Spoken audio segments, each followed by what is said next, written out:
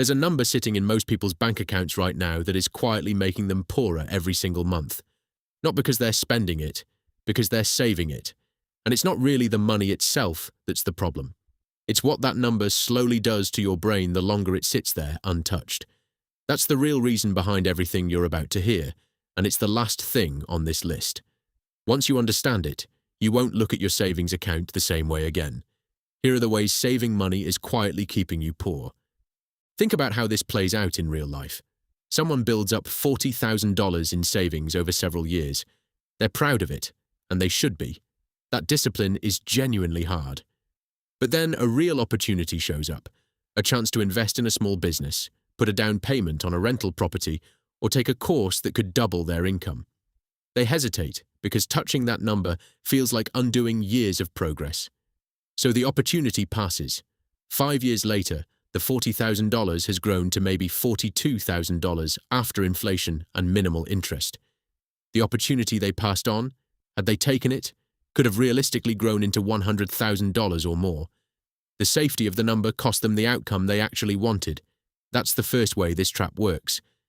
Savers think a dollar saved is a dollar earned. Wealth builders know a dollar saved is a dollar slowly leaking. At 3% average inflation, $10,000 sitting in a savings account loses about $300 in real value every single year, even while the account balance looks unchanged. Do that for 10 years, and you've quietly lost thousands without ever making a single withdrawal. The number on the screen goes up. The actual value goes down. That's not safety.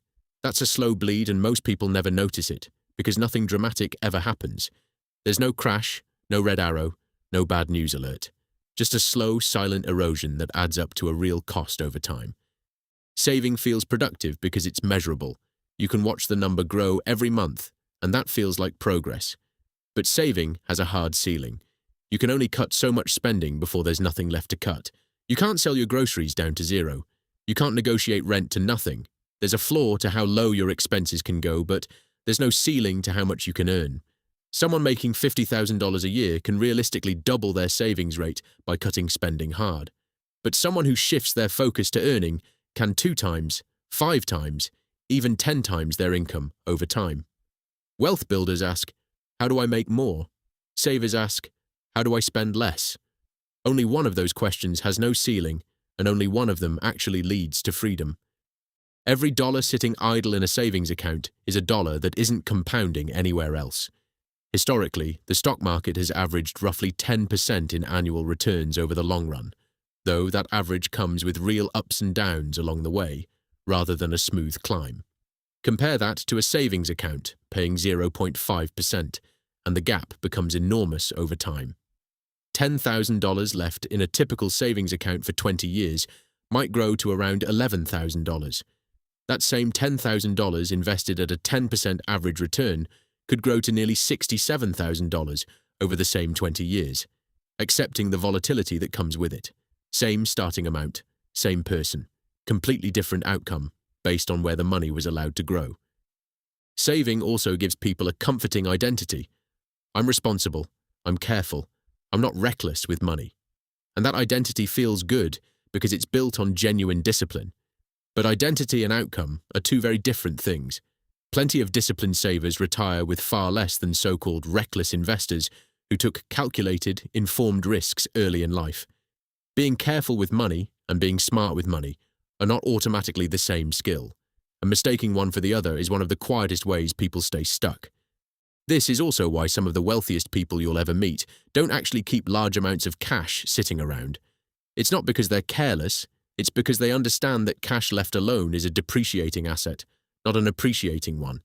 They keep just enough liquid for genuine emergencies and opportunities, and they put the rest to work. Businesses, real estate, index funds, or their own skills and education. The habit isn't never save. The habit is never let money go unused for longer than it has to. And now, here's the reason we said would come last, the one that ties all of this together. The more money someone accumulates in a savings account, the more attached they become to that number, and the more afraid they become of ever touching it. This is sometimes called savings paralysis. The account stops being a tool and becomes a security blanket instead. People start making decisions based on protecting the number instead of growing their life. They turn down opportunities, avoid investing, and pass on starting something new, all to keep that balance untouched. Ironically, the very habit that was supposed to create security ends up creating fear. Fear of risk, fear of loss, fear of ever using the money for anything other than looking at it. Every example we just walked through, the missed $100,000 opportunity, the ceiling on cutting versus no ceiling on earning, the identity that feels safe but isn't, all of it traces back to this one psychological trap. It's not a math problem, it's a mindset problem. The biggest cost of oversaving isn't the money, it's the time. Every year spent purely accumulating cash instead of learning to invest, build income, or take ownership of something is a year of compounding you don't get back. And time is the one resource you can never buy more of. Wealth isn't just about how much you eventually have, it's about how early your money and your knowledge started working for you. None of this is an argument to stop saving altogether. An emergency fund is still essential. Everyone needs a buffer for the unexpected. This is an argument to stop worshipping saving as your entire financial strategy. Save enough to cover real emergencies, typically 3 to 6 months of expenses. Then put the rest of your money and your effort to work, whether that's investing, building a skill, or building something you own. That's the actual difference between people who stay comfortable their whole lives and people who eventually become wealthy. If you made it this far, you already know which one you've been doing.